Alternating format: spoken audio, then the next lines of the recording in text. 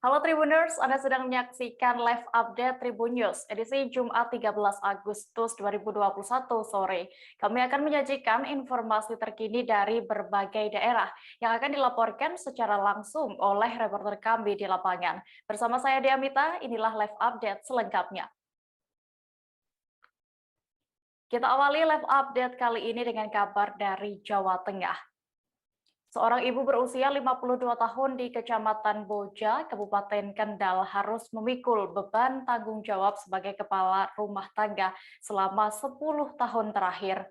Wanita bernama Sriwayati dengan sabar mencari nafkah untuk mencukupi kebutuhan keluarganya. Kondisi ini tambah memprihatinkan sebab ia juga harus merawat suami yang terkena sakit stroke dan anaknya yang mengidap komplikasi. Sriwayati pun bekerja banting tulang untuk mencukupi kebutuhannya serta 3 putra-putrinya. Informasi lengkapnya akan disampaikan oleh rekan jurnalis kami dari Tribun Jateng, Saiful Maksum yang kini sudah tersambung bersama kami. Halo Saiful. Halo Dia. Iya, Saiful, berdasarkan pantauan Anda, bisa Anda ceritakan seperti apa kondisi dari keluarga Ibu Sriwayati ini? Baik Dia, pada awalnya adalah keluarga Sriwayati ini tergolong sebagai keluarga yang kurang mampu di salah satu kecamatan kita, yaitu Kecamatan Boja. Nah, kalau untuk ekonominya itu berdasarkan penuturan dari beberapa tetangga dan kerabatnya itu pada awalnya stabil.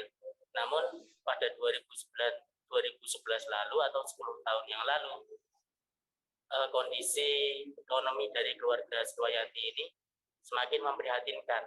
Saat itu suaminya yang bernama Triyono berusia lebih tua 5 tahun dari Sriwayati ini divonis terkena serangan stroke sehingga tidak bisa bekerja lagi sampai saat ini.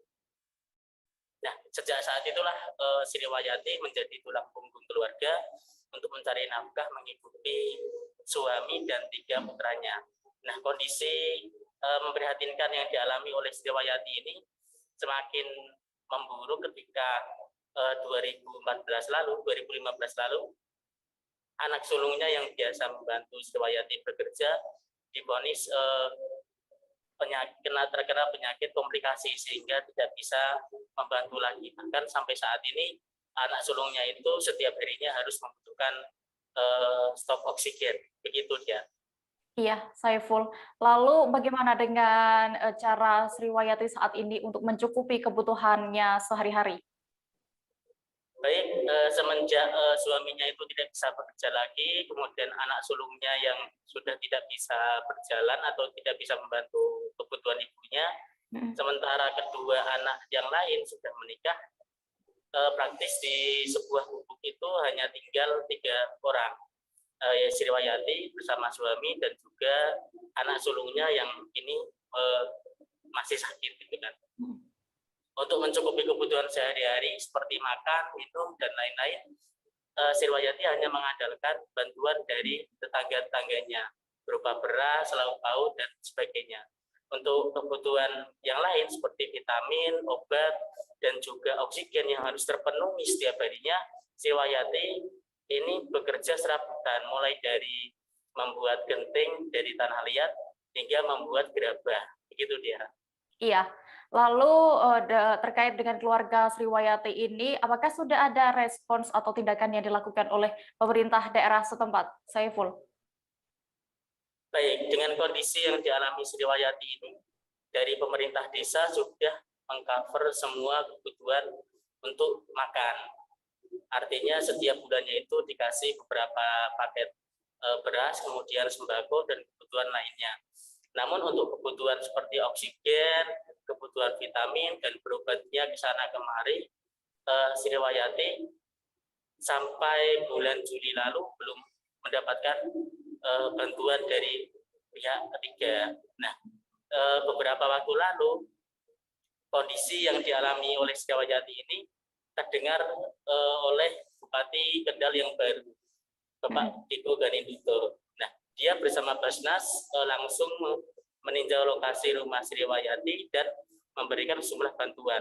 Nah, dari situlah keluarga Sriwayati ini mendapat bantuan jaminan kesehatan. Artinya sakitnya anak sulungnya dan keluarganya akan ditanggung oleh pemerintah daerah sampai sembuh. Begitu dia. Iya, baik. Tribuners, tadi rekan kami Syaiful juga sudah melakukan wawancara bersama Sriwayati, ibu yang harus menjadi tulang punggung keluarganya di Boja Kendal. Berikut liputan selengkapnya untuk Anda. Saya, pokoknya anak saya sehat, bapak sehat. Aku mintanya, aku sudah dibantu sama apa Mbak? Sama desa, dikasih oksigen, dikasih apa, dikasih obat. Sakit sudah berapa tahun, Bu? Sudah 6 tahun. 6 tahun. Bapak sudah berapa tahun sakit? 10. Keseharian gimana, Bu? Hari-hari aku Buat apa, Bu, kerjanya? kerja triplek. Dapatnya berapa, Bu, sehari? Dapatnya 10.000. Untuk kebutuhan sehari-hari mengandalkan apa, Bu? Mengandalkan ya minta bantuan anak, ya saudara-saudara yang bantu aku. Ada harapan kepada pemerintah, Bu? Ya ada. Apa, Bu? Aku ingin dibantu, dia sembuh, bapak sembuh, aku sehat, aku ingin punya usaha selain triplek. Bu Sinten, usahanya apa, Bu? Aku pengen jualan. Bu Sinten, Bu, namanya? Sriwayati. Sriwayati. Beralih ke kabar berikutnya, Tribuners. Pengadilan Tindak Pidana Korupsi Pengadilan Negeri Jakarta Pusat kembali menggelar sidang lanjutan perkara dugaan suap pengadaan bantuan sosial COVID-19. Sidang lanjutan yang digelar hari ini, Jumat 13 Agustus, beragendakan pembacaan tuntutan atas terdakwa Adi Wahyono dan Mateus Joko Santoso. Keduanya diketahui merupakan mantan anak buah Juliari Peter Batubara saat menjabat sebagai Menteri Sosial Republik Indonesia. Adi Wahyono merupakan pejabat kuasa pengguna anggaran atau KPA, sementara Mateus Joko Santoso merupakan pejabat pembuat komitmen atau PPK pada proyek Bansos di Kementerian Sosial Republik Indonesia. Detail informasinya akan disampaikan langsung oleh rekan wartawan Tribun News, Rizky Sandi Saputra, yang kini sudah bergabung bersama kami. Halo Rizky. Ya, halo Dea dan juga Tribuners. Ya, Rizky, bisa Anda informasikan terkait sidang kasus dugaan suap bansos pada hari ini? Ya, Dea, bisa disampaikan begitu pada saat ini Jumat tanggal 13 Agustus 2021 sore hari, Pengadilan Tindak Pidana Korupsi pada Pengadilan Negeri Jakarta Pusat kembali menggelar sidang lanjutan atas terdakwa kedua ex pejabat Kemensos yang juga merupakan mantan anak buah dari Menteri Sosial RI Juliari Batubara, yakni Adi Wahyono dan juga Mateus Joko Santoso, begitu dia. Keduanya saat ini tengah mendengarkan tuntutan dari Jaksa Penuntut Umum pada Komisi Pemberantasan Korupsi atau JPU KPK, gitu dia. Baik, oke, dalam persidangan sebelumnya, apakah ada penjelasan dari Mateus Joko Santoso, Rizky? Ya, jadi dia bisa disampaikan pada persidangan sebelumnya, yakni pada Jumat pekan lalu, Mateus Joko Santoso menyatakan di dalam ruang persidangan kalau dirinya pernah mengendus gitu atau pernah mengetahui kalau praktik atau proyek pengadaan bansos yang terjadi di Kemensos ini sudah sedang dipantau oleh aparat penegak hukum dari KPK begitu. Joko menyatakan bahkan saat itu dirinya sempat ingin mengundurkan diri pada jabatannya sebagai pejabat pembuat komitmen atau PPK. Tak hanya Joko, Adi Wahyono juga yang terlibat dalam perkara ini, terdakwa lain menyatakan juga ingin mundur begitu. Namun rencana itu urung terlaksana karena tim penegak hukum dari KPK sudah menjaring keduanya ini dalam operasi tangkap tangan, gitu deh. Iya, Rizky, lalu apa bisa Anda informasikan terkait apa dakwaan dari jaksa kepada kedua terdakwa ini? Ya, dia bisa disampaikan bahwa kedua terdakwa ini yang juga merupakan anak buah Juliari didakwa memungut uang komitmen fee kepada para perusahaan yang menyediakan bansos sembako untuk wilayah Jabodetabek periode 2020 begitu. Adapun uang yang dikumpulkan ini merupakan jatah atau dari 10.000 per paket gitu. Jadi setiap paket yang nantinya akan disebarkan itu dipotong per paket itu 10.000. Total keuangan yang dipungut oleh Matius Joko dan Adi Wahyono ini senilai 32,48 miliar. Itu didapat dari beragam perusahaan yang memenangkan vendor untuk penyediaan bansos sembako untuk wilayah Jabodetabek pada 2020 lalu ya. Iya, Rizky. Lalu apakah saat ini proses persidangan Matius Joko dan juga Adi Wahyono masih berlangsung? Sampai saat ini saya melaporkan persidangan masih berjalan begitu karena tadi ada kendala yang membuat Majelis Hakim PN Tipikor harus menunda sejenak jalannya persidangan. Saat ini juga Jaksa Penuntut Umum dari KPK masih membacakan fakta-fakta persidangan yang sebelumnya terjadi di dalam ruang sidang untuk Matius Joko Santoso. Sedangkan untuk Adi Wahyono nantinya setelah pihak Jaksa Penuntut Umum dari KPK telah membacakan persidangan tuntutan untuk Matius Joko, baru giliran Adi Wahyono yang akan dibacakan tuntutannya begitu ya.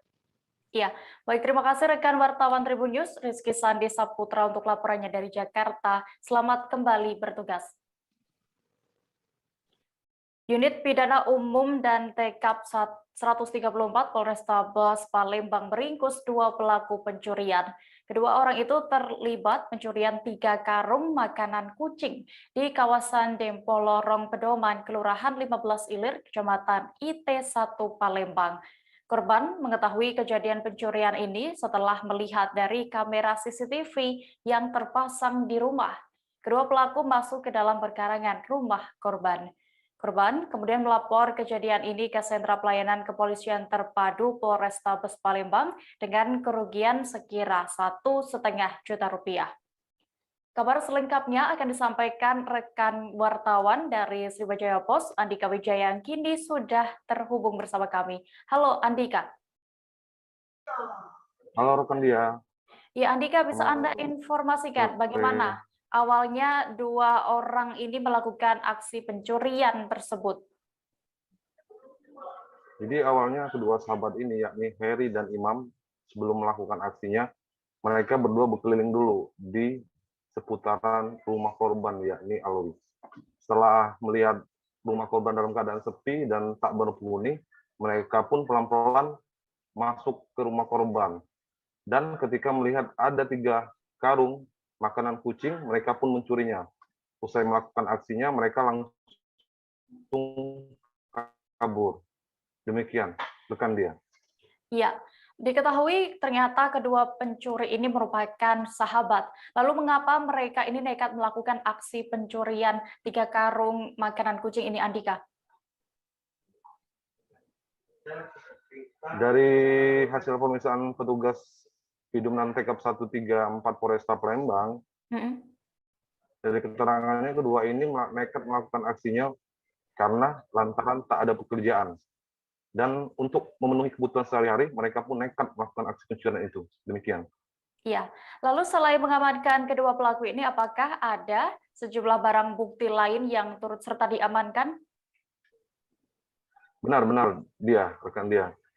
Petugas selain mengamankan 2 pelaku ini, petugas juga mengamankan barang bukti berupa 3 karung makanan kucing tersebut hasil curiannya. Dan atas ulahnya, kedua pelaku ini akan dijerat pasal 363 KUHP dengan ancaman kurungan 5 tahun penjara. Demikian. Baik, terima kasih rekan jurnalis Sriwijaya Pos Andika Wijaya untuk laporannya. Selamat kembali bertugas. Kak, apa? Maling makan kucing. Maling? Yo. Sama siapa kau maling? Imam. Maling apa? Makan kucing. Di mana? Dalam ruko apa mana? Dalam rumah. Dalam rumah? Uangnya mana? Gudang. Kate uangnya? Kate, sama siapa kau maling? Imam. Sama Imam. Jam berapa? Jam 10. 10 apa? 10 pagi. Pagi. Make apa kamu ke sana? Motor. Motor siapa? Kawan Imam. Motor bawaan Imam? Ah. Ini Imam, betul? Oi, benar ini Imam? Oi, Iya, Pak. Aku tanya man. Jujur ya? Yang jujur. Oke. Benar. Kau maling berdua? Benar. Jam berapa tuh kau malingnya? Sekitar jam 10. 10 pagi. Yang nyupir siapa motor? Yang bawa motor siapa? Yang motor aku, Pak. Kau. Ini kau bonceng berarti? Iya, boncengan kami. Apa boncengan? Kau bonceng dia? Iya. Di daerah mana kamu maling itu? Di tempat yang kami. Dempo. Iya. Dempo. Heeh. Motornya mana? Motornya itu nyewa, Pak, itu, Pak. Nyewa dengan siapa? Ya dengan mengontaknya itu, cuma lah sudah pergi uangnya sudah. Di mana dulu baliknya dia? Ya tak jelas juga, Pak. Nian kalau yang itu aku tak bohong itu, Pak. Motor siapa? Motor Siapa nama budak itu? ya kalau dipanggil Andi kemarin. Andi. Nyewa, Pak. Balik kemana Andinya? Tak jelas dia, Pak. Pemain aku nyewa. Ya, Nyewa? Bukan. Aku tanya ininya. Motor apa itu? motornya Matic dia, Pak. Iya, motor apa? Matic Mio? Apa? Dia tuh motor Cino, Pak, cuman Matic kemarin. Oh, motor sini Matic. Iya. Bener tak? Meli. Motor apa? Beralih ke Lampung, Tribuners. Menteri Perekonomian Airlangga Hartarto memantau posko kesehatan COVID-19 di Desa Negara Ratu, Natar, Lampung Selatan pada hari ini Jumat 13 Agustus. Kedatangan Menteri Airlangga didampingi oleh Kepala BNPB, Kanib, dan juga Gubernur Lampung, Arinal Junaidi, dan juga disambut oleh Bupati Lampung Selatan, Nanang Ermanto. Setibanya di Desa Negara Ratu, Kabinet Pemerintahan Presiden Joko itu langsung meninjau lokasi posko kesehatan Negara Ratu. Ia berkeliling satu persatu ke ruang isolasi COVID-19, pelayanan, hingga ruang penanganan sementara. Untuk mengetahui lebih detailnya, sudah bergabung bersama saya rekan jurnalis Tribun Lampung, Kiki Adi Pratama yang akan menyampaikan laporan. Halo Kiki. Halo Dea. Ya, Kiki, bisa Anda informasikan bagaimana kunjungan kerja Menko Airlangga di Lampung kali ini? Baik Dea. Tadi ya tepatnya hari ini Jumat 13 Agustus 2021 Bapak Menteri Perekonomian Bapak Airlangga Hartarto tiba di Desa Negara Ratu sekira pukul 9 pagi didampingi oleh Bapak Kepala BNPB Ganif, kemudian didampingi juga oleh Bapak Gubernur Lampung Arinal Junaidi. Mereka sebetulnya meninjau pelaksanaan PPKM terkhusus yang ada di wilayah Lampung dan juga ada di Kabupaten Lampung Selatan, tepatnya di Desa Negara Ratu. Nah, dalam pelaksanaan peninjauan PPKM ini, Bapak Menteri Airlangga Hartarto meninjau lokasi posko kesehatan di Desa Negara Ratu yang memang saat ini Kabupaten Lampung Selatan termasuk Desa Negara Ratu menjadi desa zona merah COVID-19. Maka dari itu beliau ingin memastikan bagaimana kesiapan penanganan COVID-19 di desa setempat sekaligus di pemerintahan kabupaten setempat. Begitu ya. Ya, Kiki, berdasarkan pantauan Anda tadi di lokasi, apakah ada arahan tertentu yang diberikan oleh Menko Airlangga kepada pemerintah daerah setempat? Benar. Jadi memang Bapak Airlangga Hartarto dia lebih mengarahkan dan mengatensi kepada pemerintah daerah dan pemerintah Provinsi Lampung agar supaya bisa segera menyediakan stok obat-obatan terkhusus bagi pasien. Dengan vaksinasi, memang Lampung ini di bawah rata-rata nasional, dan hari ini tadi disampaikan kepada Pak Gubernur bahwa pemerintah pusat mengirim sekitar 1,5 juta vaksin untuk menambah di Provinsi Lampung.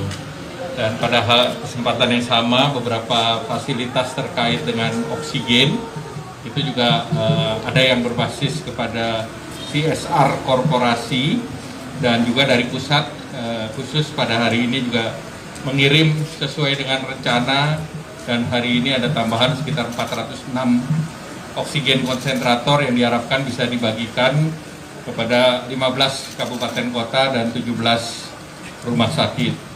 Tadi saya dan Pak Ganip sempat mampir bersama Pak Gubernur di Posko Negara Ratu. Dan di Posko Negara Ratu itu kami lihat di poskonya sudah disiapkan ruang isolasi, kemudian diperlihatkan juga bagaimana mereka melakukan testing dan tracing, dan juga sekaligus mengecek bantuan sosial berupa sembako yang merupakan program dari pemerintah melalui Bulog, 10 kg beras, dan alhamdulillah seluruhnya sudah diterima oleh masyarakat termasuk perlinsos lain. Silakan kalau ada pertanyaan. Mantan Wali Kota Dumai Zulkifli Adnan Singkah atau Zul AS divonis 2,5 tahun penjara oleh Majelis Hakim Tipikor Pengadilan Negeri Pekanbaru. Zul AS dinilai terbukti bersalah melakukan suap pengurusan DAK Kota Dumai dalam APBN P 2017 dan APBN 2018 serta gratifikasi. Pembacaan vonis oleh Majelis Hakim ini digelar dengan skema video conference pada Kamis 12 Agustus sore. Sementara terdakwa Zul AS mengikuti persidangan dari Rutan Kelas 1 Pekanbaru, tempat ia ditahan. Selengkapnya akan disampaikan rekan jurnalis Tribun Pekanbaru, Rizky Armanda, yang kini sudah terhubung bersama kami. Halo Rizky. Ya, halo Dea. Rizky, bisa Anda informasikan terkait bagaimana proses jalannya sidang vonis kali ini di suasana pandemi?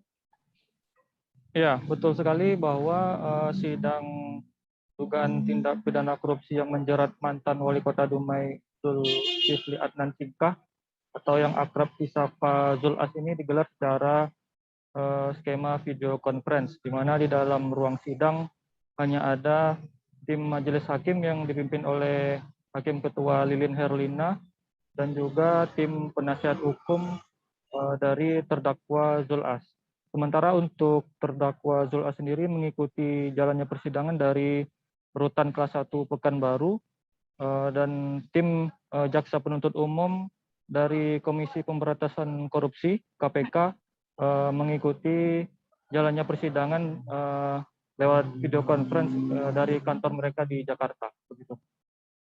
Oke, lalu selain vonis 2,5 tahun penjara ini, apakah ada hukuman lain bagi terdakwa Zul AS, Rizky?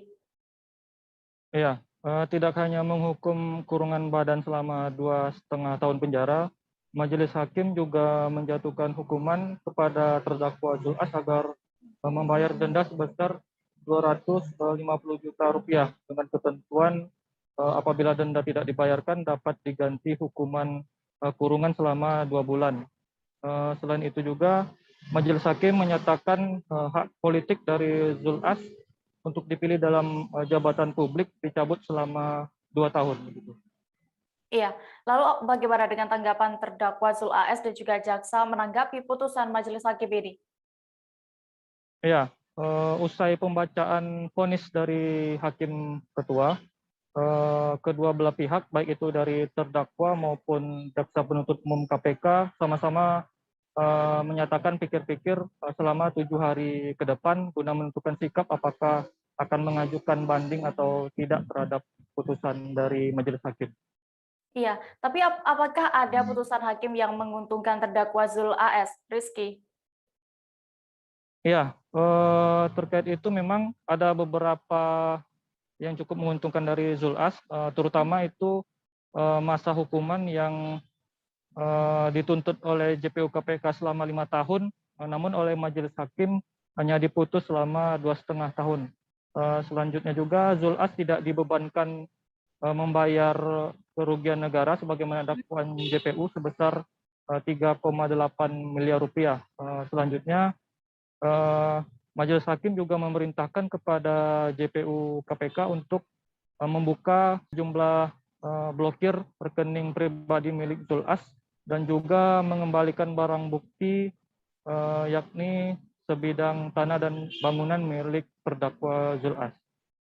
Ya, baik Tribuners, tadi rekan kami Rizky juga berhasil mendapatkan keterangan dari Hakim Ketua Lilin Herlina. Berikut liputan selengkapnya. Pidana pada terdakwa Zulkifli AS alias Zulkifli Adnan Singkah dengan pidana penjara selama 2 tahun 6 bulan menetapkan masa penahanan yang telah dijalani oleh terdakwa dikurangkan seluruhnya. Kami ulangi lagi, selama 2 tahun 6 bulan dan denda sebesar 250 juta rupiah dengan ketentuan apabila denda tersebut tidak dibayar akan diganti dengan pidana kurungan selama 2 bulan. Menetapkan masa penahanan yang telah dijalani terdakwa dikurangkan seluruhnya dari pidana yang dijatuhkan. Menetapkan terdakwa tetap berada dalam tahanan.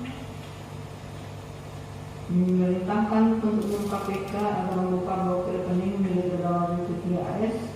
Sebagai tersebut bahwa ini rekening koran Bank Mandiri atas nama Zulkifli AS dengan nomor rekening 108001143, rekening tabungan Bank Riau Fikri dengan nomor rekening 20152005190 dan nomor rekening 1042121 104202112 atas nama Zulkifli. Tribuners, kami akan kembali seusai jeda sejenak, tetaplah di live update. Oke, apa kabar Bang Arif di sini untuk strateginya? Kalau saya sendiri di Jumip 37 ini yang semalam baru mulai, saya udah sebenarnya aku nggak ngerasa itu penangkapan atau penggerebegan atau apapun itu, karena gini loh, posisinya aku kriteria. Jadi kita mengenal disebut dengan stroke yang tidak berdarah dengan stroke yang berdarah.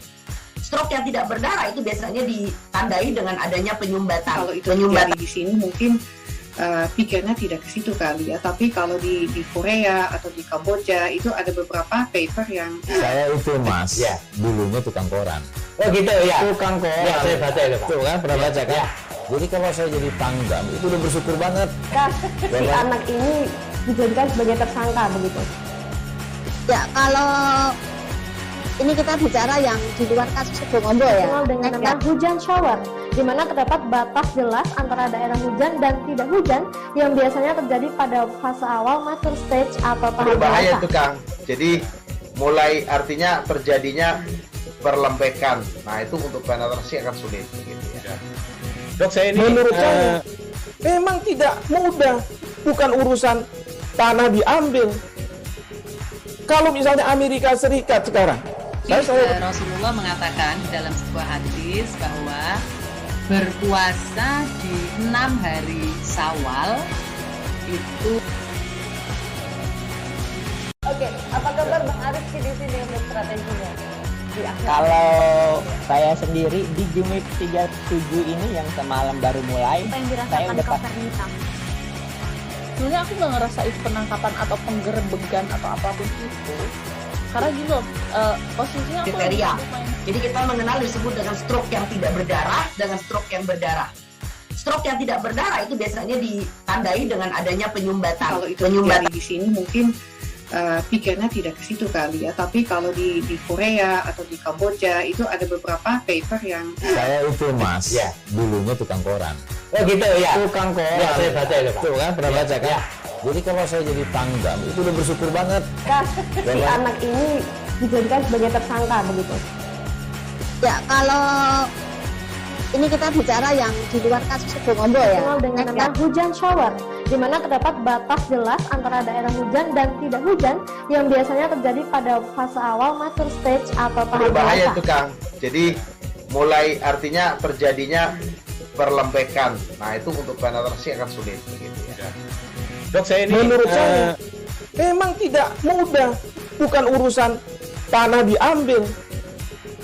Kalau misalnya Amerika Serikat sekarang, Rasulullah mengatakan di dalam sebuah hadis bahwa berpuasa di 6 hari Syawal itu.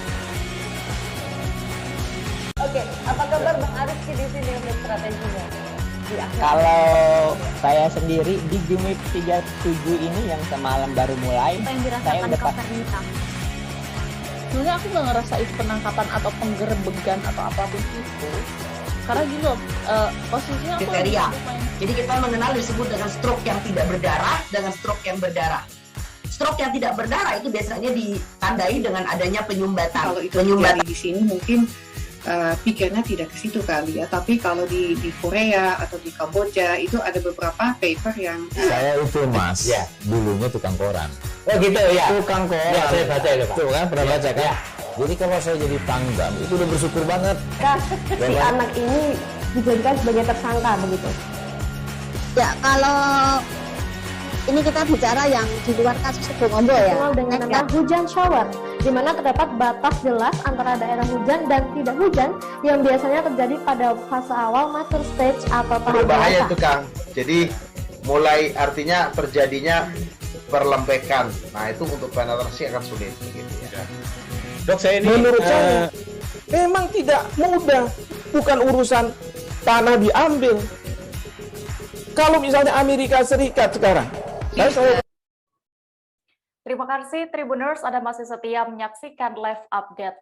Kita menuju ke kabar berikutnya.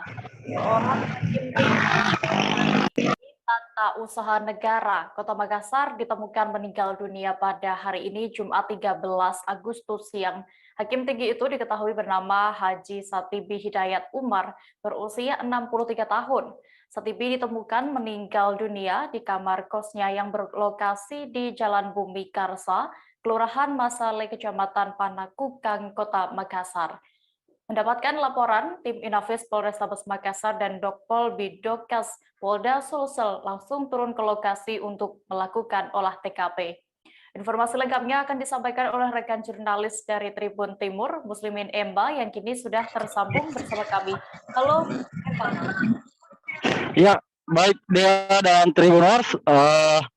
Siang tadi warga Bumi Karsa, khususnya di kompleks salah satu perumahan, itu digegerkan dengan penemuan mayat pria di dalam kamar kos. Belakangan diketahui mayat pria ini adalah seorang hakim tinggi di Pengadilan Tinggi Tata Usaha Negara Kota Makassar. Dari informasi itu, polisi pun bergerak ke lokasi melakukan olah TKP, dan saat ini jasad sang hakim itu telah dibawa ke Rumah Sakit Bayangkara untuk dilakukan visum. Dea.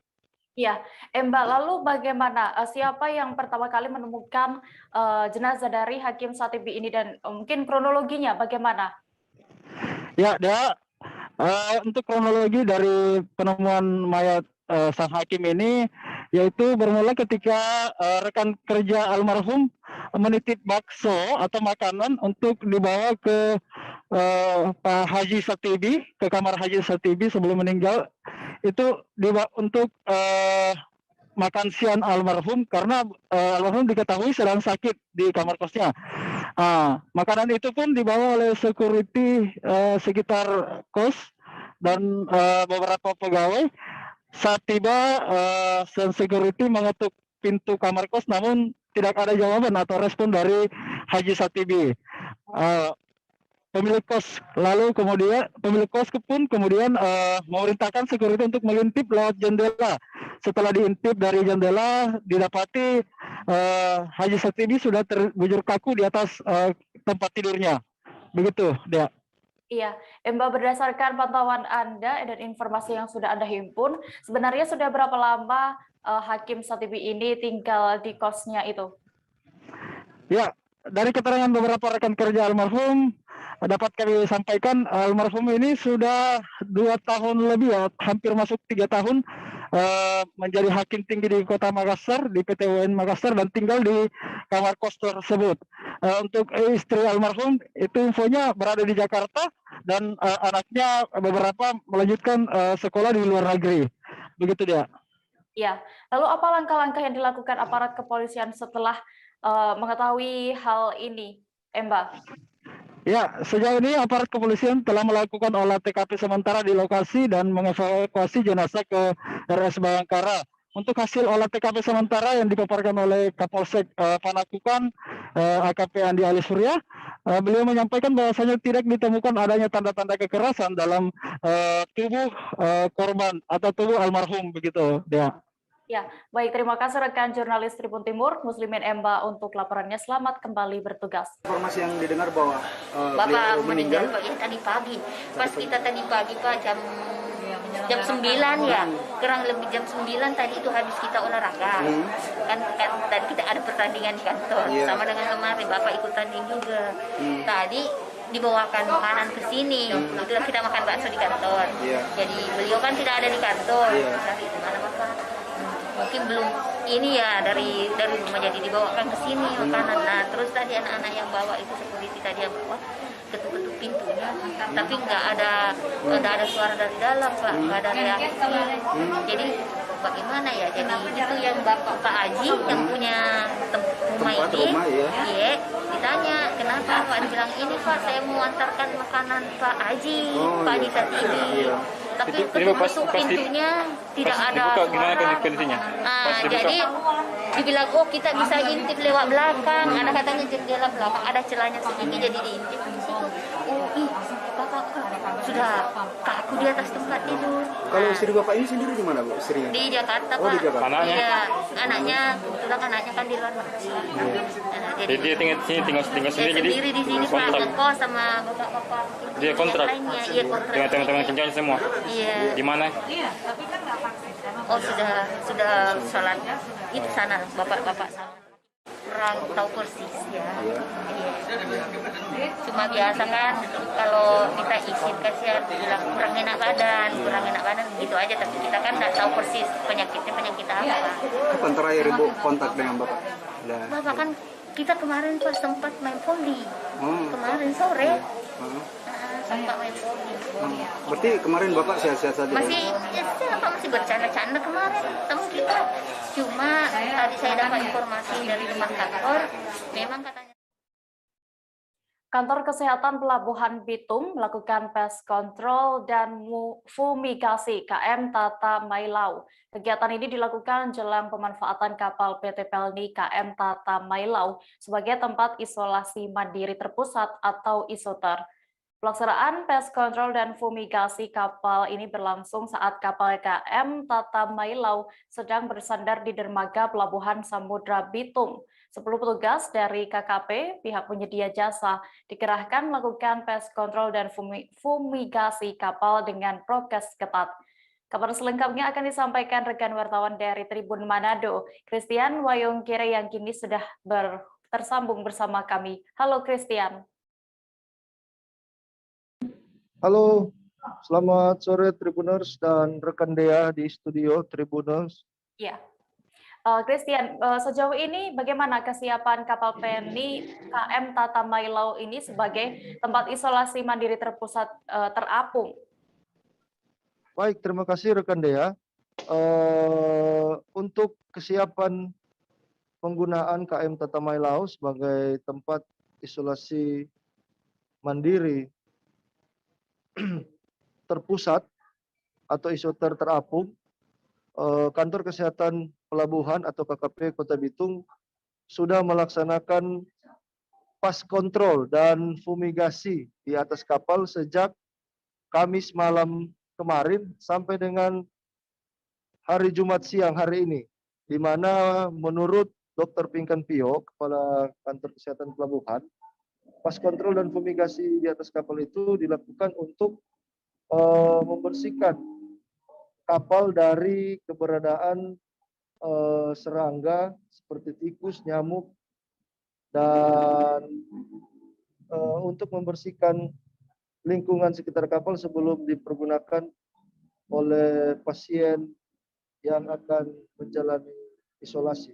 Rekan Dea. Iya. Lalu terkait dengan pas kontrol dan juga fumigasi ini sebenarnya faktor-faktor apa yang paling banyak didapati oleh para petugas? Christian. Ya, seperti yang diinformasikan oleh Kantor Kesehatan Pelabuhan Kota Bitung, dari pelaksanaan pas kontrol dan fumigasi yang dilakukan di atas KM Tata Mailau, mereka mendapati faktor atau yang paling banyak ditemukan di atas kapal itu seperti adanya kecoa, lalat, nyamuk, hingga tikus. Nah, lewat fumigasi dan pas kontrol yang telah dilakukan, pihaknya akan memastikan apakah faktor-faktor tersebut sudah mati, dan jika belum mati, mereka akan melakukan penyemprotan lagi. Kemudian setelahnya akan dilakukan pengecekan hingga pemadaman gas yang dipakai untuk fumigasi dan pas kontrol selama 8 jam. Rekan Dea. Oke, Christian, selain itu apa wujud support lain pemerintah baik pusat dan juga daerah untuk mensukseskan keberadaan KM Tata Mailau ini untuk menjadi tempat isoter? Baik, terima kasih rekan Dea. Untuk kesiapan KM Tata Mailau ini, pada hari Kamis kemarin, Kementerian Perhubungan bersama PT PLNI Pusat sudah melaksanakan penandatanganan perjanjian kerjasama dengan 5 pemerintah daerah, 2 diantaranya pemerintah Kota Bitung dan pemerintah Kabupaten Minahasa Utara, yang akan menjadikan KM Tata Mailau itu sebagai tempat isolasi mandiri terpusat atau isoter terapung, rekan Dea.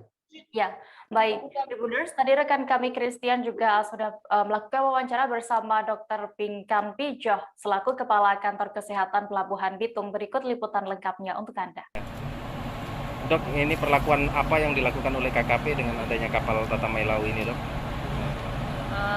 Jadi dari sisi sanitasi kapal untuk persiapan isoman apung, KKP melaksanakan fumigasi dan pest control ke kapal Tata Mailau. Pest control itu adalah untuk membunuh serangga dan fumigasi itu untuk membunuh tikus, agar supaya nanti ketika masyarakat atau orang yang akan diisolasi itu naik di kapal sudah bebas dari vektor penyakit.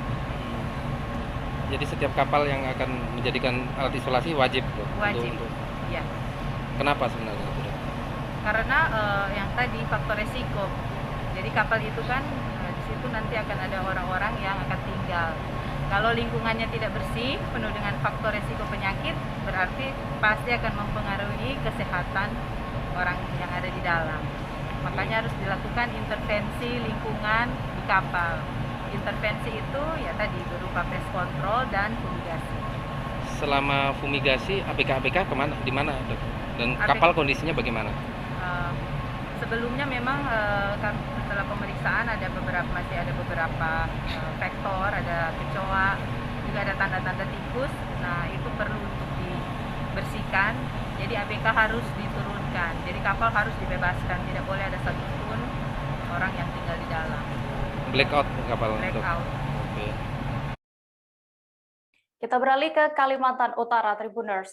Pemerintah Kabupaten Bulungan belum dapat memastikan jangka waktu penggunaan rusunawa di Jalan Sengkawit sebagai lokasi karantina pasien COVID-19. Menurut Bupati Bulungan, yakni Syarwani, pihaknya masih dalam proses menyiapkan rusunawa sebagai fasilitas karantina. Sementara itu, penggunaan rusunawa sebagai lokasi karantina ini berlaku apabila salah satu indikator terjadi outbreak kasus COVID-19 terpenuhi. Untuk mengetahui lebih detailnya, sudah bergabung bersama kami rekan jurnalis Tribun Kaltara, Maulana Ilhami Faudi yang akan menyampaikan laporan. Halo Faudi. Halo, selamat sore Dea dan rekan dan Tribuners. Iya, Faudi bisa Anda informasikan bagaimana persiapan rusunawa untuk karantina di Bulungan ini?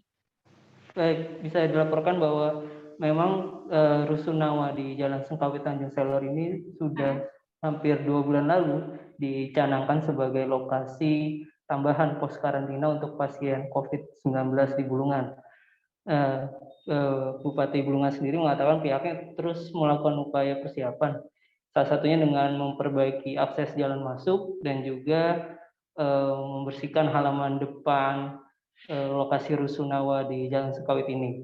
Namun berdasarkan pantauan dari kami di lapangan bahwa untuk tiap unit yang nantinya akan dialihfungsikan sebagai lokasi karantina bagi pasien COVID ini masih jauh dari layak karena memang masih terlihat cukup kotor gitu di dalam ruang-ruang di rusunawa. Begitu pula dengan akses jalan masuk dari lantai 2 dan 3 itu juga masih tersekat oleh triplek sehingga memang belum ada peninjauan lebih lanjut bagaimana nantinya rusunawa ini akan dijadikan sebagai lokasi karantina. Begitu kan dia?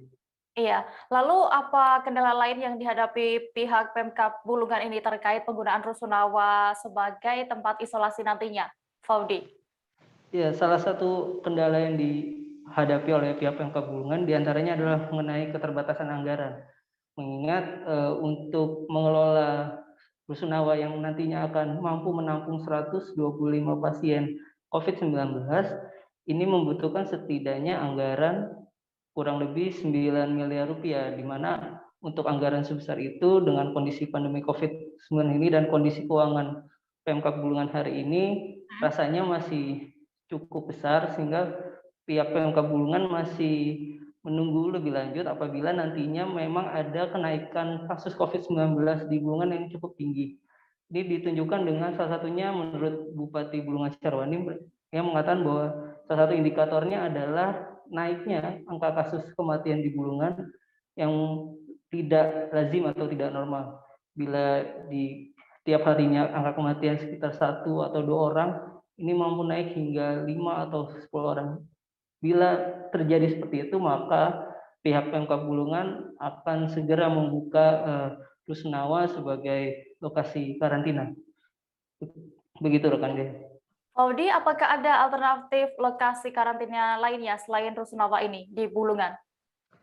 Sesungguhnya pihak Pemkab Bulungan juga sudah menyiapkan 2 lokasi lainnya, yakni Dome Sport Center dan juga Gedung Wanita yang itu nantinya mampu menampung hingga kurang lebih sekitar 300 sampai 500 pasien.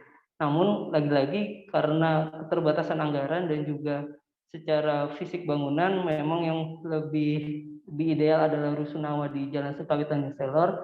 Hingga saat ini masih Rusunawa di Jalan Sengkawit itu yang dijadikan lokasi karantina bila nantinya kasus COVID-19 di Bulungan ini akan terjadi kenaikan. Begitu rekan Dea.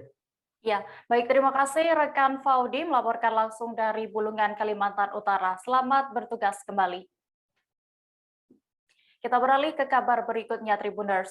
Hujan deras sejak Jumat 13 Agustus dini hari tadi mengakibatkan sejumlah wilayah di Kabupaten Tanah Bumbu terendam banjir.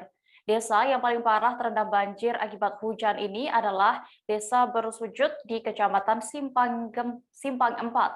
Pantauan banjarmasinpos.co.id hingga pukul 11 waktu Indonesia Tengah, sejumlah titik mengalami genangan air. Desa yang dilanda banjir diantaranya ada Desa Bersujud, Kampung Baru, dan Desa Barokah, Hidayah Makmur, maksud kami, yang semuanya berdampingan di wilayah yang ada di pusat perkotaan. Selengkapnya akan disampaikan rekan jurnalis kami dari Banjarmasinpos, Man Hidayat, yang kini sudah terhubung bersama kami. Halo, Yayat. Halo? Bisa mendengar saya, rekan Yayat?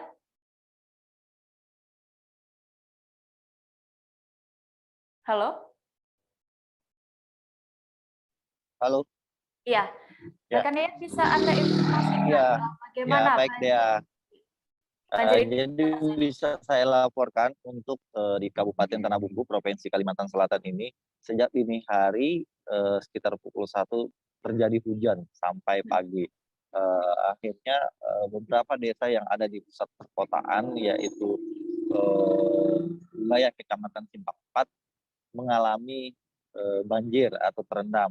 Memang lokasi 4 desa itu sebenarnya jadi langganan banjir, cuman pengakuan dari masyarakat hari ini adalah hari yang cukup parah karena biasanya hanya di atas lutut sampai masuk ke dalam rumah kita. Ternyata hari ini menurut masyarakat sampai lutut, dan ini pertama kalinya dalam kurun waktu 5 tahun terakhir ya. Jadi pengakuan masyarakat memang dampak dari terjadinya penyempitan pembuangan air ke arah laut. Gitu deh ya. Iya, baik rekan rakyat, apakah banjir seperti ini merupakan langganan di sejumlah desa di kecamatan tadi? Ya, jadi memang untuk banjir jika terjadi hujan deras di beberapa desa ini, yakni Desa Bersujud, Kelurahan Kampung Baru, Desa Barokah, dan Hidayah Makmur ini memang menjadi langganan karena datarannya memang terbilang rendah. Dan ini dekat dengan laut. Bila terjadi air pasang, maka air itu akan mengalami lebih lambat turun ke laut. Artinya bila itu tertahan, kondisinya akan terjadi banjir. Dan pengakuan dari masyarakat juga dan dipantau juga dengan dinas PUPR tadi, ternyata terjadi penyempitan pembuangan air sehingga mengakibatkan lambatnya air itu turun ke laut. Iya, baik. Lalu apakah saat ini warga mengungsi atau tetap bertahan di rumah mereka? Ya, jadi untuk masyarakat, mereka tidak pernah mengungsi di wilayah ini karena mereka tahu banjir itu tidak akan berangsur lama, hanya beberapa jam, biasanya 2 atau 3 jam. Tapi memang hari ini sampai beberapa jam masih belum terjadi penurunan. Baru sore sekitar pukul 3 sore tadi baru terjadi penurunan, sehingga sebagian jalan masih ada yang terendam, tetapi sebagian sudah kering dan bisa dilalui masyarakat. Begitu deh. Lalu apakah sudah ada tindakan dari pemerintah daerah terkait musibah banjir ini? Juga diketahui tadi merupakan banjir langganan. Ya, jadi pemerintah daerah memang sebenarnya sudah melakukan antisipasi ya. Sebelumnya sudah membuat kolam retensi. Ternyata kolam ini belum maksimal karena daya tampungnya masih kurang. Sehingga pernyataan dari dinas PUPR tadi, mereka akan memaksimalkan pembuatan kolam retensi dan memperbaiki saluran-saluran pembuangan air. Karena selama ini yang terlihat banyak memang kesadaran masyarakat mungkin masih kurang karena terjadi penyempitan pembuangan air itu. Begitu deh. Tapi mereka berjanji dari pemerintah daerah akan menganggarkan untuk perbaikan dan pembangunan kolam retensi lagi. Begitu deh. Baik, terima kasih rekan jurnalis dari Banjarmasin Osman Hidayat untuk laporannya. Selamat kembali bertugas. Baik. Tribuners, sesaat lagi seusai jeda kami masih akan menyajikan informasi menarik lain. Tetaplah di Live Update. Oke, apa kabar Bang Ariski di sini untuk strateginya? Kalau saya sendiri di Jumip 37 ini yang semalam baru mulai, saya udah sebenarnya aku nggak ngerasa itu penangkapan atau penggerebegan atau apapun itu, karena gini loh, posisinya aku kriteria. Jadi kita mengenal disebut dengan stroke yang tidak berdarah dengan stroke yang berdarah. Stroke yang tidak berdarah itu biasanya ditandai dengan adanya penyumbatan. Kalau itu terjadi di sini mungkin pikirnya tidak ke situ kali ya, tapi kalau di Korea atau di Kamboja itu ada beberapa paper yang saya itu mas, dulunya tukang koran. Oh gitu ya. Tukang koran. Ya, saya baca itu Pak. Tuh kan pernah baca kan? Ya. Jadi kalau saya jadi tanggam itu udah bersyukur banget. Si anak ini dijadikan sebagai tersangka begitu. Ya kalau ini kita bicara yang di luar kasus Sebongombo ya. Dengan nama hujan shower, di mana terdapat batas jelas antara daerah hujan dan tidak hujan yang biasanya terjadi pada fase awal mature stage atau tahap berbahaya itu Kang. Jadi mulai artinya terjadinya perlempekan. Nah itu untuk penetrasi akan sulit. Gitu ya. Dok, saya ini menurut saya memang tidak mudah, bukan urusan tanah diambil. Kalau misalnya Amerika Serikat sekarang, Rasulullah mengatakan dalam sebuah hadis bahwa berpuasa di 6 hari Syawal itu. Oke, apa kabar Bang Ariski di sini untuk strateginya? Kalau saya sendiri di Jumip 37 ini yang semalam baru mulai, saya udah sebenarnya aku nggak ngerasa itu penangkapan atau penggerebegan atau apapun itu, karena gini loh, posisinya aku kriteria. Jadi kita mengenal disebut dengan stroke yang tidak berdarah dengan stroke yang berdarah.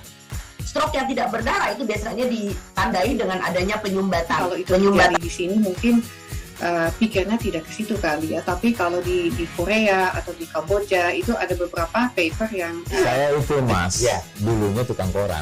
Oh gitu ya. Tukang koran. Ya, saya baca itu Pak. Tuh kan pernah baca kan?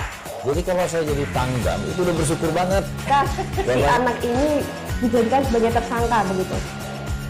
Ya kalau ini kita bicara yang di luar kasus Sebongombo ya. Dengan nama hujan shower, di mana terdapat batas jelas antara daerah hujan dan tidak hujan yang biasanya terjadi pada fase awal mature stage atau tahap berbahaya dewasa. itu Kang. Jadi mulai artinya terjadinya berlembekan. Nah, itu untuk penetrasi akan sulit begitu ya. Dok, saya ini menurut saya memang tidak mudah, bukan urusan tanah diambil.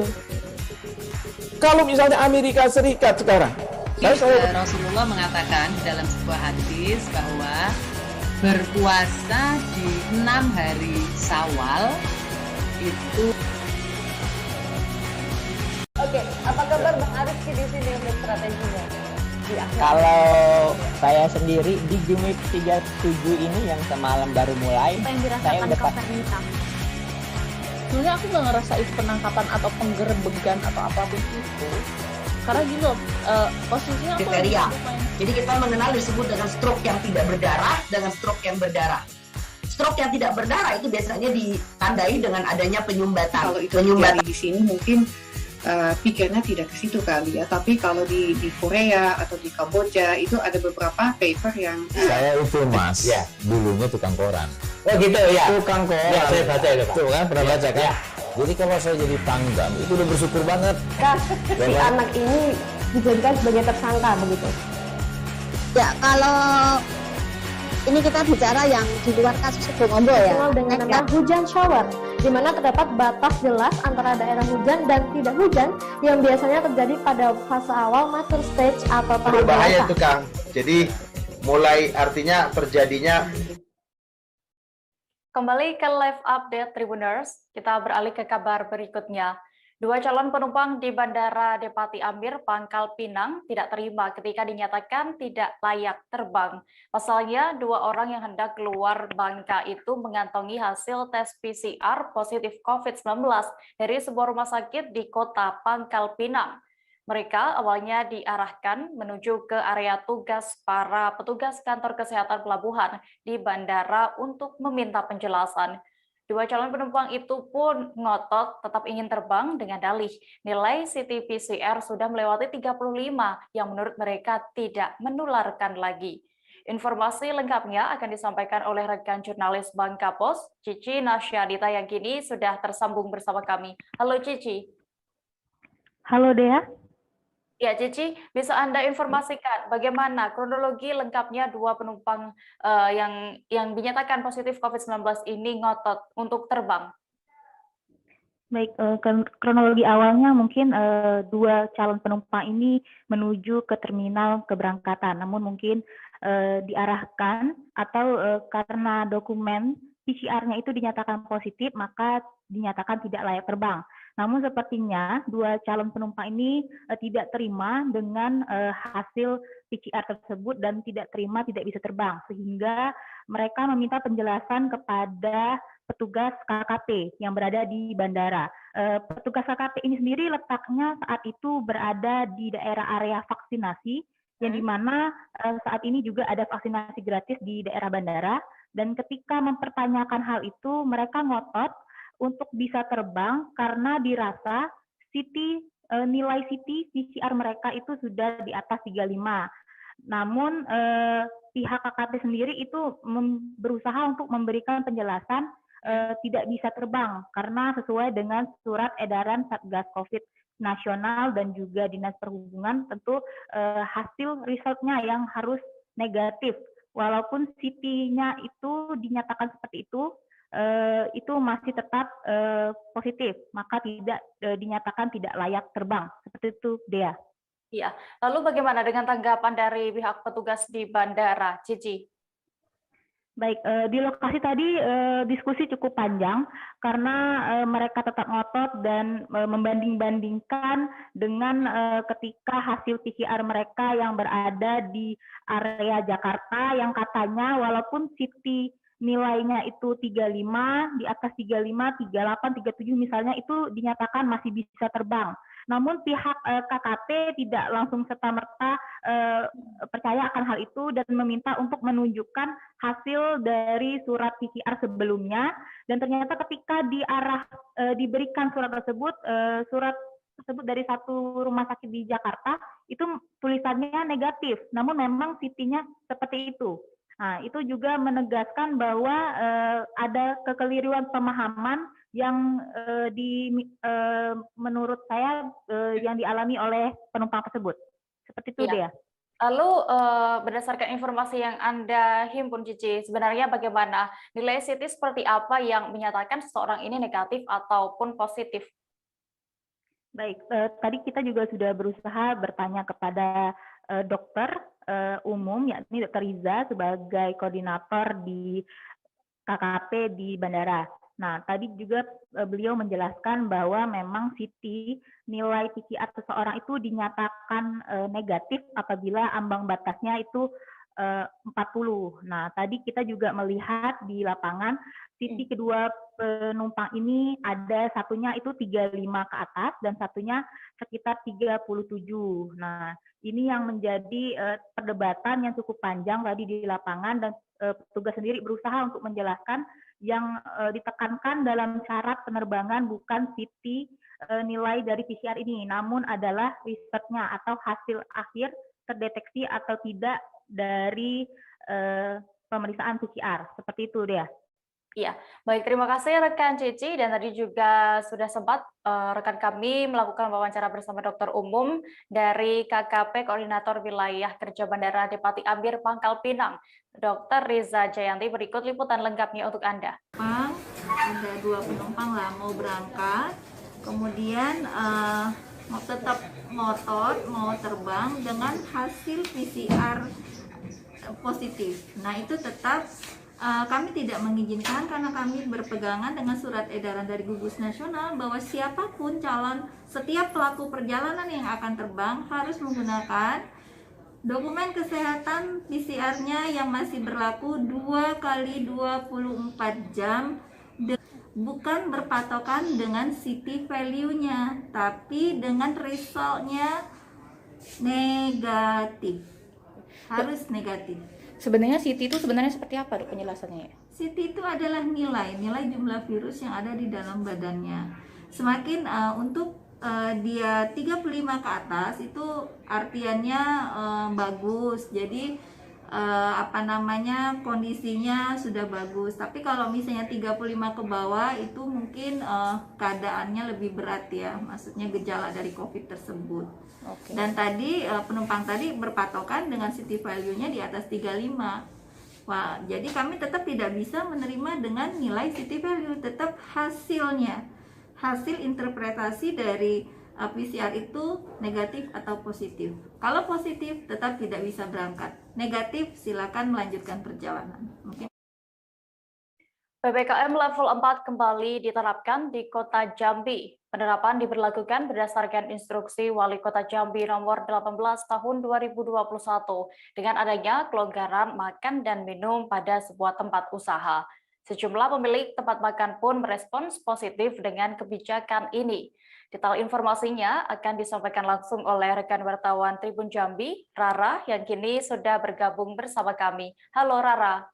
Ya, halo rekan Dea. Ya, Rara, bisa Anda ceritakan bagaimana atau informasikan kebijakan terkait PPKM level 4 di Kota Jambi ini? Ya, rekan Dea, memang benar saat ini Kota Jambi masih berada pada kategori PPKM level 4 begitu. Setelah sebelumnya PPKM level 4 ini 3 kali telah diterapkan di Kota Jambi, dan saat ini produk hukum yang mengatur PPKM level 4 yaitu instruksi nomor 18 tahun 2021. Seperti itu rekan Dea. Ya, lalu terkait kelonggaran tadi yang diterapkan pada PPKM level 4 di Kota Jambi kali ini, apa saja dan juga apakah ada perbedaannya dari kebijakan sebelumnya, Rara? Ya, benar sekali karena saat ini beberapa kali PPKM level 4 diterapkan di Kota Jambi, dan saat ini semua sektor non-esensial itu tidak diperbolehkan untuk work from office begitu ya, 100%, beberapa diatur untuk bekerja dari rumah seperti itu. Dan untuk sektor kritikal itu diperbolehkan 100%, beberapa diantaranya yaitu toko obat dan juga apotek. Sedangkan untuk kelonggarannya sendiri yaitu sektor esensial, terutama yang kelonggaran yang paling dirasakan itu adalah bagi pelaku usaha makanan dan minuman, seperti itu rekan Dea. Dan untuk kelonggarannya adalah makan dan minum di tempat itu sudah diperbolehkan sebagian untuk dari mulai buka dari mulai pagi hari hingga pukul 8 malam ataupun dari pagi hari sampai pukul 9 malam waktu Indonesia Barat. Seperti itu rekan Dea. Ya, Rara, berdasarkan pantauan Anda, bagaimana respons dari para pelaku usaha makan dan minum ini dari penerapan kelonggaran PPKM kali ini?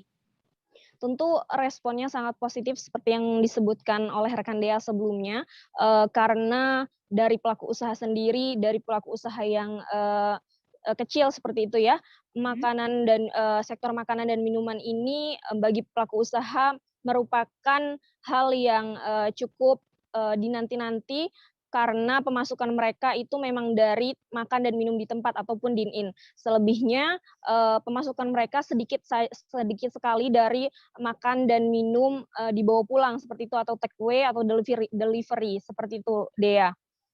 Iya, Rara, terkait adanya kelonggaran ini diizinkan makan di tempat dengan batasan waktu tertentu, apakah ini malah menjadi kembali ada dilema bagi pelaku usaha kecil untuk kebijakan selanjutnya? Ya, benar sekali. Karena saat ini sebenarnya angin segar untuk para pelaku usaha kecil maupun sedang hingga ke pelaku usaha yang besar seperti itu, Dea. Karena pemasukan mereka sebagian besar dari makan dan minum di tempat ataupun dine-in dan sebagian kecil dari take away seperti itu. Nah, kalau untuk pelaku usaha kecil, mereka memang menggantungkan hidupnya dari penjualan ini yang sebagian besar dari dine-in ya, makan di tempat, dan ketika nanti ada kebijakan selanjutnya, kebijakan yang makan dan minum di tempat itu sangat dibatasi, dan sebelumnya sempat juga kan di Kota Jambi ini diterapkan makan dan minum hingga pukul 5 sore hari, dan sedangkan pelaku-pelaku usaha makan dan minum itu apalagi kuliner malam mereka memberlakukan hingga tengah malam pada hari-hari biasanya sebelum pandemi. Dan sekarang kebijakan berbeda-beda dan kedepannya mereka masih menunggu nih seperti apa nih kebijakan pemerintah karena mereka menggantungkan hidup mereka dari penjualan makan di tempat. Seperti itu, rekan Dea. Ya, baik. Tribuners, tadi juga rekan kami Rara sudah melakukan wawancara bersama seorang pemilik warung makan di Teras Nenek dan juga Customer Service Health Transport Jambi. Berikut liputan lengkapnya untuk Anda. Terus untuk restonya kita atau kafenya kita itu bukanya sama jam 10, tutupnya juga jam 8, dan sistem dine-in-nya sampai jam 8 sesuai dengan instruksi ya. Dine-in jam 8 malam, terus batas makan 30 menit gitu. Berarti setiap kebijakan yang dikeluarkan pemerintah nih juga mempengaruhi ya Bu ya, pemasukan Teras Nenek ya Bu. Pengaruh sekali untuk pemasukan kami sebagai pedagang kecil kayak ini kan. Nah, ya biasanya kan malam sampai malam, enggak sampai jam 11. Nah, itu kan buka. Tapi karena adanya kayak gini terlalu tepat kayak gini, jadi saya rasanya kayak mano lah gitu. Nah, rasanya tuh ya menjerit kayak mano, tapi ya kayak peraturan pemerintah yang diadakan tidak diturutin kayak mano, serba salah gitu. Nah, sementara kita kebutuhan banyak, anak-anak kebutuhan anak sekolah, kebutuhan hari-hari, mana lagi kadang kita ada ngambil kredit lah gitu, namanya kita manusia selagi masih hidup ya pasti ada berutang ya. Dari Kota Jambi kita beralih ke Cirebon, Tribuners. Sistem ganjil genap di Kota Cirebon mulai diuji coba pada hari ini Jumat 13 Agustus. Sejumlah petugas pun terlihat bersiaga di 8 ruas jalan yang menerapkan sistem ganjil genap. Di antaranya yakni Jalan Tuparef, Jalan Kartini, Jalan Siliwangi, Jalan Cipto Mangunkusumo, Jalan Pemuda, Jalan Pekiringan, Jalan Karanggetas, dan Jalan Pasuketan. Namun warga tampaknya masih bingung mengenai kebijakan yang rencananya diberlakukan mulai awal pekan depan. Kabar selengkapnya akan disampaikan rekan wartawan dari Tribun Cirebon, Ahmad Imam Bayahaki, yang kini sudah terhubung bersama kami. Halo Imam. Ya, halo. Ya, Imam, bisa Anda informasikan bagaimana dengan situasi uji coba sistem ganjil genap di Kota Cirebon saat ini? Ya, saat ini uji coba sistem ganjil genap di Kota Cirebon masih berlangsung dan rencananya akan dilaksanakan hingga pukul 5 sore. pada uji coba kali ini sejumlah warga masih kebingungan karena aturan ganjil genap ini dianggap membingungkan, sehingga petugas pun kerap menyosialisasikan atau menghimbau masyarakat yang belum mengetahui detail dari aturan ini. Di beberapa lokasi ada juga warga yang mungkin belum memahami aturan ganjil genap ini sehingga memaksa untuk melintas. Namun petugas di lapangan berusaha memberikan penjelasan kepada masyarakat sehingga mereka mau memakluminya dan memutar balik. Dalam sistem ganjil genap ini, Pemkot Cirebon dan Polres Cirebon Kota beserta Kodim 0614 Kota Cirebon memastikan tidak ada sanksi tilang kepada warga yang melanggar. Artinya masyarakat yang mengendarai kendaraan genap kemudian di tanggal ganjil hanya diputar balik, tidak ada sanksi tilang dan lainnya. Demikian dia. Iya, lalu Imam, karena hari ini baru dilakukan uji coba sistem ganjil genap ini, sebenarnya kapan lalu nantinya kebijakan ganjil genap di Kota Cirebon diberlakukan secara efektif? Ya, rencananya kebijakan ganjil genap ini akan diberlakukan mulai Senin 16 Agustus 2021. Dimulai dari pukul 7 pagi hingga 5 sore. Namun penerapannya sendiri hanya diberlakukan pada hari Senin hingga Sabtu, dan hari Minggu ataupun hari libur dalam hal ini adalah tanggal merah, kebijakan itu tidak berlaku. Dari Pemkot Cirebon sendiri merencanakan kebijakan ganjil genap diberlakukan hingga masa PPKM selesai. Karena dari awal PPKM darurat, gugus Satgas Penanganan COVID-19 Kota Cirebon melaksanakan penyekatan dan penutupan beberapa ruas jalan. Namun pada PPKM level 4 kali ini, Pemkot Cirebon hanya memberlakukan kebijakan ganjil genap dan terhitung mulai 16 Agustus nanti penyekatan maupun penutupan jalan di Kota Cirebon akan diberhentikan dan digantikan dengan sistem ganjil genap ini.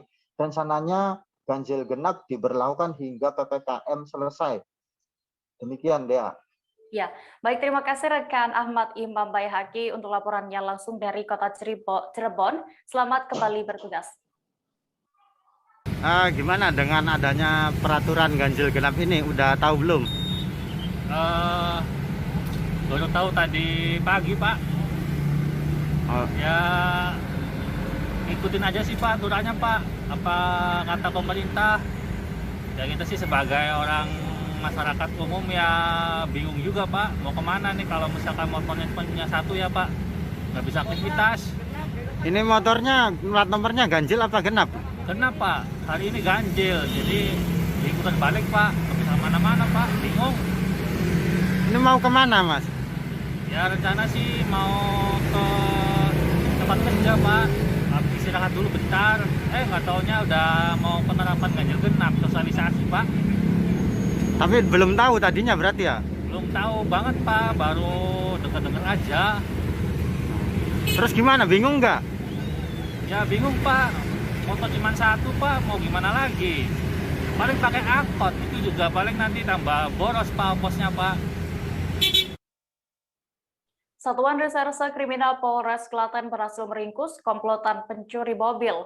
Komplotan pencuri mobil itu ditangkap berawal dari laporan seorang korban yang kehilangan mobil di rumah kakaknya, kawasan Desa Sorogaten, Kecamatan Tulung, Kabupaten Klaten, pada Jumat 23 Juli lalu. Total ada 4 pelaku yang berhasil diamankan petugas. Satu di antara pelaku terpaksa ditembak pada bagian kaki lantaran melawan petugas saat hendak diringkus dari persembunyiannya. Untuk mengetahui lebih detail informasinya sudah bergabung bersama kami rekan jurnalis Tribun Jogja, Al-Murfi Sofyan yang akan menyampaikan laporan. Halo Sofyan. Halo Dea, selamat petang. Ya, Sofyan, bisa Anda informasikan bagaimana lebih detailnya mengenai penangkapan komplotan pencuri mobil ini? Ya, rekan Dea, dapat kami informasikan bahwasanya komplotan pencuri mobil ini pada awalnya diketahui oleh Satreskrim Polres Klaten berdasarkan laporan dari seorang korban berinisial PR, warga Kecamatan Grogol, Kabupaten Sukoharjo, jika dia kehilangan mobil di Klaten. Korban PR ini melaporkan kehilangan mobil saat menginap di rumah kakaknya yang berada di Jalan Raya Jatinom, Tulung, Desa Sorogaten, Kecamatan Tulung, Kabupaten Klaten pada Jumat 23 Juli 2021 yang lalu. Kemudian laporan tersebut Satreskrim melakukan penyelidikan dan mengumpulkan bukti-bukti yang ada di tempat kejadian perkara dan informasi dari saksi-saksi yang ada. Dari hasil penyelidikan, Satreskrim kemudian mengamankan 4 pelaku inisial N, P, R, dan S. Keempatnya sudah ditetapkan sebagai tersangka. Ya, rekan Dea, dapat saya informasikan juga bahwa untuk penangkapan para tersangka dilakukan di 2 lokasi berbeda. 3 tersangka diringkus Satreskrim di daerah Indramayu, Jawa Barat, dan 1 tersangka lainnya di daerah Jakarta. Kemudian pada saat mengamankan tersangka N di Jakarta tersebut, tersangka ini mencoba melawan petugas sehingga personel Satreskrim Polres Klaten melakukan tindakan tegas di bagian kaki kanannya. Demikian, Dea. Iya. Lalu, Sofyan, apakah ada informasi terkait apa modus yang digunakan atau cara kelompok komplotan pencuri mobil ini melakukan aksi pencuriannya? Ya, Dea, berdasarkan keterangan dari Kasat Reskrim, kelompok ini bekerja dengan menunggu calon korbannya lengah terlebih dahulu. Biasanya kelompok ini telah memantau calon korbannya dan menunggu situasi sepi untuk melancarkan aksinya. Saat beraksi, kelompok ini memiliki modus operandi dengan merusak kunci mobil korbannya dengan menggunakan kunci letter L, sehingga dengan mudah membawa kabur mobil dari korbannya. Kemudian dari tangan para tersangka ini, polisi juga menyita sejumlah barang bukti seperti 5 unit mobil berbagai merek dan tipe, 1 unit sepeda motor matic dan 1 buah kunci letter L dan 5 buah mata kunci serta 1 buah BPKB mobil. Demikian dia. Ya, Sofyan, lalu apakah seluruh pelaku ini sudah ditetapkan sebagai tersangka dan jika iya, pasal apa yang disangsikan kepada mereka? Ya, Dea, dapat saya informasikan juga seperti yang saya sampaikan tadi bahwasanya keempat pelaku ini telah ditetapkan oleh Satuan Reserse Kriminal Polres Klaten sebagai tersangka. Para tersangka ini dijerat dengan pasal 363 KUHP dengan ancaman hukuman penjara paling lama 7 tahun. Demikian. Ya, baik, terima kasih rekan jurnalis Tribun Jogja Al-Murfi Sofyan untuk laporan. Ya, selamat kembali bertugas. Kita beralih ke kabar berikutnya. Kasus pembunuhan wanita terapis Bekam berinisial RSJ berusia 33 tahun di kolong tol Jatikarya, Jati Sampurna, Kota Bekasi, Jawa Barat akhirnya terkuak. Kabid Humas Polda Metro Jaya, Kombes Pol Yusri Yunus mengatakan tersangka berinisial MA alias R yang mengaku menyukai korban. Namun korban menolak ajakan menikah pelaku MA ini sebab tersangka sudah beristri dan korban juga telah memiliki kekasih. R pun mulai menyusun rencana untuk menghabisi nyawa korban. Selengkapnya akan disampaikan rekan jurnalis kami dari Tribun Jakarta, Anas Furhon Hakim yang kini sudah terhubung bersama kami. Halo Anas. Halo Dea.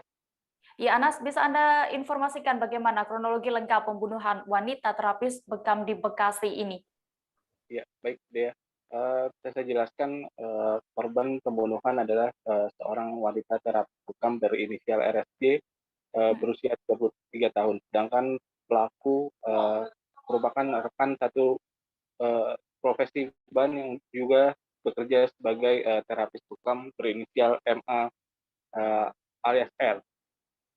Rencana pembunuhan korban bermula ketika pelaku menghubungi korban pada Jumat lalu untuk memberikan pekerjaan terapi bekam di kawasan Hambalang, Bogor.